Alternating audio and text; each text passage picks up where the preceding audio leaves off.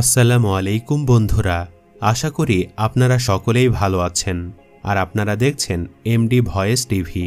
হযরত ইবনু আব্বাস রাদিয়াল্লাহু তাআলা আনহু হতে বর্ণিত, তিনি বলেন, হযরত উবাই ইবনু কাব রাদিয়াল্লাহু তাআলা আনহু রাসূলুল্লাহ সাল্লাল্লাহু আলাইহি সাল্লাম হতে আমাদের নিকট বর্ণনা করেছেন যে হযরত মুসা আলাইহিস সালাম একদা বনি ইসরায়েলের এক সমাবেশে ভাষণ দিতে দাঁড়ালে কোনো এক ব্যক্তি তাকে জিজ্ঞেস করলেন, কোন ব্যক্তি সর্বাধিক জ্ঞানী?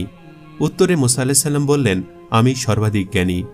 জ্ঞানকে আল্লাহর দিকে সোপর্দ না করার কারণে আল্লাহ তাকে তিরস্কার করে বললেন, তুমি সর্বাধিক জ্ঞানী নও, বরং দুসাগরের সঙ্গমস্থলে আমার এক বান্দা আছে যিনি তোমার চেয়ে অধিক জ্ঞানী। অতঃপর আল্লাহর আদেশ মতো তিনি সফর শুরু করলেন। কোনো প্রামাণিক পন্থায় এ বিষয় জানা যায়নি যে হযরত মুসা আলাইহিস সালামের এই সফর কোন সময় ঘটেছিল এবং সঙ্গমস্থলটি কোথায় ছিল। কিন্তু কাহিনীটি নিয়ে চিন্তা করলে মনে হয় মুসা আলাইহিস সালাম যখন মিশরে অবস্থান করছিলেন, ঘটনাটি সেই সময়ে যখন ফিরাউনের সঙ্গে তার দ্বন্দ্ব চলছিল, আর সঙ্গমস্থলটি ছিল শ্বেতনীল ও কটানীল, যার সঙ্গমস্থলে বর্তমানে খার্তুম শহর বিদ্যমান। হযরত মুসা আলাইহিস সালাম বললেন, হে আমার প্রতিপালক, তার নিকট পৌঁছাতে কে আমাকে সাহায্য করবে? কখনো সুফিয়ান এভাবে বর্ণনা করেছেন, আমি কিভাবে তার সাথে সাক্ষাৎ করতে পারি? তখন বলা হলো, তুমি একটি থলিতে করে একটি মাছ নাও, যেখানে তুমি মাছটি হারাবে সেখানে আমার সে বান্দা আছে। হযরত মুসা আলাইহিস সালাম একটি মাছ ধরলেন এবং থলিতে রাখলেন। অতঃপর মাছ নিয়ে তার সঙ্গী ইউশা বিন নুনকে সাথে নিয়ে চললেন। শেষ পর্যন্ত তারা একটি পাথরের কাছে পৌঁছালেন এবং তার উপর মাথা রেখে বিশ্রাম নিলেন। হযরত মুসা আলাইহিস সালাম ঘুমিয়ে পড়লেন। এ সময় মাছটি থলি থেকে বের হয়ে লাফিয়ে সমুদ্রে চলে গেল। অতঃপর সে সমুদ্রে সুড়ঙ্গের মতো পথ করে নিল, আর আল্লাহ মাছটির চলার পথে পানির প্রবাহ থামিয়ে দিলেন। ফলে তার গমন পথটি সুড়ঙ্গের মতো হয়ে গেল। অতঃপর তারা উভয়ে অবশিষ্ট রাত এবং পুরো দিন পথ চললেন। পরদিন সকালে হযরত মুসা আলাইহিস সালাম তার সাথীকে বললেন, আমরা তো সফরে ক্লান্ত হয়ে পড়েছি, এখন আমাদের খাবার আনো। হযরত মুসা আলাইহিস সালামকে আল্লাহ যে স্থানে যাবার কথা বলেছিলেন সেই স্থান অতিক্রম করার পূর্ব পর্যন্ত তিনি কোনরূপ ক্লান্তিবোধ করেননি। সাথী ইউশা বিন নুন তখন বলল, আপনি কি ভেবে দেখেছেন যে পাথরটির নিকট আমরা বিশ্রাম নিয়েছিলাম সেখানেই মাছটি অদ্ভুতভাবে সমুদ্রের মধ্যে চলে গেছে, কিন্তু আমি মাছটির কথা আপনাকে বলতে ভুলে গিয়েছিলাম।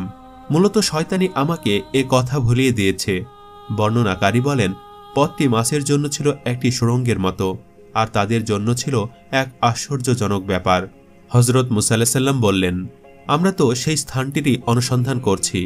অতঃপর তারা তাদের পদচিহ্ন ধরে ফিরে চললেন এবং ওই পাথরের নিকটে পৌঁছে দেখলেন এক ব্যক্তি কাপড় মুড়ি দিয়ে বসে আছেন। মুসা আলাইহিস সালাম তাকে সালাম দিলেন। তিনি সালামের জবাব দিয়ে বললেন, এখানে সালাম কি করে এলো?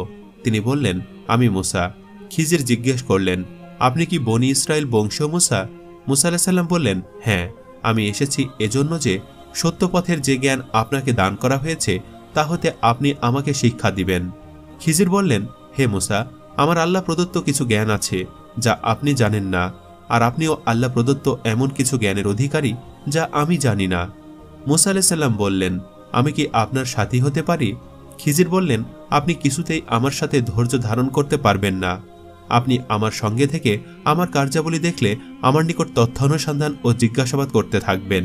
যেমনটি ছাত্র শিক্ষককে শিক্ষণীয় বিষয়ে অবিরত প্রশ্নবাদ করতে থাকলে তাকে সঙ্গে রাখা দুষ্কর হয়ে পড়ে। তাছাড়া তুমি কিরূপে ধৈর্য ধারণ করবে এমন বিষয়ে যাহা তোমার জ্ঞান সীমার বাহিরে। সূরা কাহাব আয়াত ৬৮। অতঃপর তারা দুজনে সাগরের কিনারা ধরে হেঁটে চললেন। তখন একটি নৌকা তাদের পাশ দিয়ে যাচ্ছিল। তারা তাদেরকে নৌকায় তুলে নেওয়ার জন্য অনুরোধ করলেন। তারা খিজিরকে চিনতে পেরে বিনা ভাড়ায় তাদেরকে নৌকায় তুলে নিল। যখন তারা দুজনে নৌকায় চড়লেন তখন একটি চড়ুই পাখি এসে নৌকাটির কিনারায় বসল এবং সমুদ্র থেকে ১ ফোঁটা বা ২ ফোঁটা পানি পান করল। খিজির বললেন, হে মুসা, আমারও আপনার জ্ঞানের দ্বারা আল্লাহর জ্ঞান হতে ততটুকু কমেনি যতটুকু এ পাখিটি তার ঠোঁটের দ্বারা সাগরের পানি হ্রাস করেছে। অতঃপর খিজির একটি কুড়াল দিয়ে নৌকাটির একটা তক্তা খুলে ফেললেন। মুসা আলাইহিস সালাম অকস্মাৎ দৃষ্টি দিতে দেখতে পেলেন যে তিনি কুড়াল দিয়ে একটি তক্তা খুলে ফেলেছেন। তখন তিনি তাকে বললেন, আপনি এ কি করলেন? লোকেরা বিনা ভাড়ায় আমাদেরকে নৌকায় তুলে নিল, আর আপনি তাদেরকে ডুবে দেওয়ার জন্য নৌকা ছিদ্র করে দিলেন। আপনি তো একটি গুরুতর কাজ করলেন। খিজির বললেন, আমি কি বলিনি যে আপনি আমার সাথে ধৈর্য ধারণ করতে পারবেন না? মুসা আলাইহিস সালাম বললেন, আমার ভুলের জন্য আমাকে অপরাধী করবেন না। এবং আমার এই ব্যবহারে আমার প্রতি কঠোর হবেন না। অতঃপর তারা যখন উভয়ে সমুদ্র পার হলেন তখন তারা একটি বালকের পাশ দিয়ে অতিক্রম করলেন, যে অন্যান্য বালকদের সাথে খেলা করছিল। খিজির ছেলেটির মাথা দেহ হতে ছিন্ন করে ফেললেন।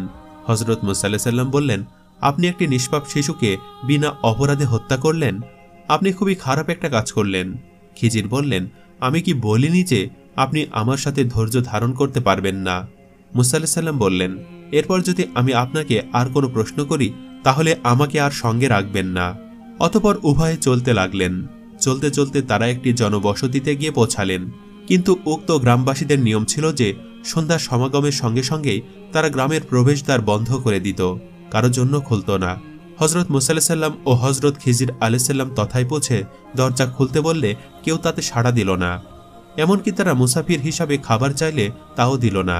তারা দুজনেই অনাহারে গ্রামের বাহিরে রাত্রি যাপন করলেন। পরদিন তারা সেখানে একটি পতনোন্মুখ প্রাচীর বা দেয়াল দেখতে পেলেন, যা ভেঙে পড়ার উপক্রম হয়েছিল। হযরত খিজির প্রাচীরটি মেরামত করে সুদৃঢ় করে দিলেন। হযরত মূসা আলাইহিস সালাম বললেন, এই বসতির লোকদের নিকট এসে আমরা খাবার চাইলাম, তারা মেহমানদারি করতে অস্বীকার করল, অথচ আপনি এদের দেওয়াল মেরামত করে দিলেন। আপনি তো ইচ্ছা করলে এর জন্য পারিশ্রমিক গ্রহণ করতে পারতেন। খিজির বললেন, এই মুহূর্ত থেকে তোমার এবং আমার সহযাত্রা এখানেই শেষ। এখনই যে বিষয়ে আপনি ধৈর্য ধারণ করতে পারেননি আমি এর তাৎপর্য বলে দিচ্ছি। প্রথমত, সেই নৌকাটির ব্যাপার এ ছিল যে সেটির মালিক ছিল কয়েকজন গরিব লোক, যারা সাগরে তাদের জীবিকা অন্বেষণ করত। আমি নৌকাটিকে ত্রুটি যুক্ত করে দিলাম এই কারণে যে সামনে এমন এক বাদশার এলাকা রয়েছে যে প্রত্যেকটি নিখুঁত অর্থাৎ ভালো নৌকা জোরপূর্বক ছিনিয়ে নিত, তাই সে রাজা যেন তা নিতে না পারে বা নিতে না চায়। দ্বিতীয়ত, সেই ছেলেটির কথা, তার বাবা মা ছিল মুমিন বান্দা। আমি আশঙ্কা করলাম যে সে পরবর্তীকালে তার নাফরমানি ও বিদ্রোহ চারণ করে তাদেরকে কষ্ট দিবে এবং কুফরির দিকে তাদেরকে নিয়ে যাবে। অতএব আমি চাইলাম বা ইচ্ছা করলাম যে তাদের রব তাদেরকে উহার পরিবর্তে এমন সন্তান দান করেন যে হবে পবিত্রতায় উহার চেয়ে উত্তম ও ভক্তি ভালোবাসায় ঘনিষ্ঠতর। বহু রেওয়াতে আছে যে নিহত ছেলেটির পরিবর্তে তাহার পিতা মাতাকে আল্লাহ তাআলা একটি কন্যা সন্তান দান করেছিলেন। তাহার বংশে পরবর্তীতে কয়েকজন পয়গম্বর জন্মগ্রহণ করেছিল। তৃতীয়ত, ওই দেয়ালটির ব্যাপার এই ছিল যে ওই প্রাচীরটি ছিল এই শহরের দুইজন এতিম ছেলের। তাদের পিতা ছিল একজন সৎ ও নেককার ব্যক্তি। এই প্রাচীর বা দেয়ালটির নিচে তাদের জন্য গুপ্তধন পোতা ছিল। তাই তোমার প্রতিপালক দয়া পরবশ হয়ে ইচ্ছা করলেন যে তারা যেন যৌবনে উপনীত হয় এবং তারা তাদের গুপ্তধন উদ্ধার করে নেয়। সুতরাং তাদের পিতার পুণ্যের খাতিরে তদীয় উত্তরাধিকারীদের সম্পদ রক্ষা করা আল্লাহ তাআলার অভিপ্রেত হয়েছে। কিন্তু এই প্রাচীর বা দেয়ালটি ধসে পড়লে দুষ্টেরা এই গুপ্তধন লুণ্ঠন করত। এখানে আমি কোনো কাজেই নিজের ইচ্ছাই করিনি, সবকিছুই আল্লাহর নির্দেশ মতো হয়েছে। রাসূলুল্লাহ সাল্লাল্লাহু আলাইহি ওয়াসাল্লাম বলেছেন, ভালো হতো যদি মূসা আলাইহিস সালাম আরও একটু সবুর করতেন, তাহলে তাদের মাধ্যমে আমাদের আরও কিছু কথা জানাতেন। বন্ধুরা, আজকের এই ভিডিও থেকে আমাদের শিক্ষা হলো: ১. সকল জ্ঞানের আধার আল্লাহ রাব্বুল আলামিন, তিনি যাকে যতটুকু ইচ্ছা প্রদান করেন। ২. জ্ঞান অর্জনের জন্য সফর অত্যন্ত গুরুত্বপূর্ণ। ৩. শয়তান সর্বদা মানুষের পিছে পড়ে থাকে, সে তাকে প্রতিনিয়ত আল্লাহ বিমুখ করার চেষ্টা করে। ৪. জ্ঞান অর্জনের জন্য ধৈর্য অবলম্বন করা জরুরি। ৫. অহংকার করা বা নিজেকে সবচেয়ে জ্ঞানী ভাবা ঠিক নয়। সূত্র: বুখারী, হাদিস নাম্বার 4725, কাহাব 79-82, সহিহ বুখারী হাদিস নাম্বার 3401, নবীদের কাহিনী অধ্যায়, খিজিরের সাথে মূসা আলাইহিস সালামের কাহিনী অনুচ্ছেদ, মুসলিম হাদিস নাম্বার 2380, ফাজাইল অধ্যায়, অনুচ্ছেদ 46।